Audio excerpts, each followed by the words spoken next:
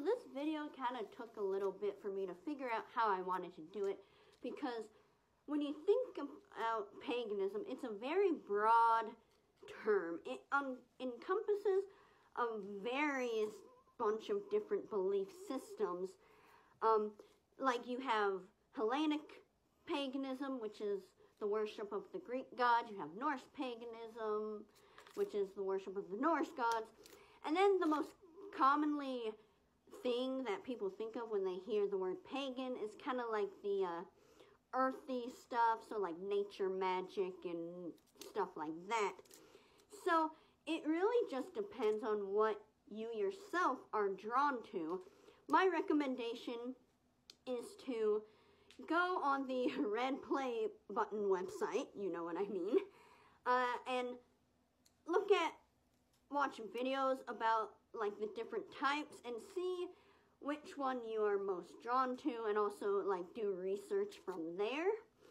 But also as a side note, make sure it is an open practice and not closed, because certain belief systems are closed, meaning you have to be born into them or initiated.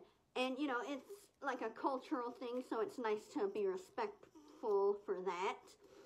Alright, so all that being said, I also just want to say, so if you pick something out and start practicing it, and then it doesn't feel quite right for you, you do not have to force yourself to keep doing it. Like, when I initially was interested in paganism and wanted to start practicing, I initially wanted to be like a druid. And, you know, I gave it a shot, but it wasn't really for me. And it wasn't until I discovered demonolatry that I felt like I was home. And the demonic divine kind of felt like family in a way. And I feel like that's the best way to describe when you've actually found like your thing, right? And so, like I said, I keep saying this, it's just who you are as a person, because no one can really know what is right for you other than yourself. And I do want to say, like, there's a lot of fear-mongering about stuff, like people saying you gotta, like, go really slow or whatever, but everyone's different, so it's just about your own personal pace. I jumped right in, and it was really rough that first year, but I'm better for it. So, you know, it's all up to what you're into. And I do want to say, and like, if you do research, like, just make sure you're using your wits and being safe about things. And I just want to say, because I don't really see a lot of people mentioning this, but if you come from a, like, heavy Christian society, like a lot of us tend to do, you should really try to deconstruct your Christian beliefs a little bit before diving into pagan beliefs. Because a lot of people want to say that all spirituality and religion is the same, but it really isn't. Christianity has their own very specific way. That's their thing. And then you'll find like a lot of beliefs are very different in paganism. Like I've seen people being confused of why a lot of pagans will work with a lot of different gods. But that's just how it is. We believe in multiple gods, so we work with multiple gods.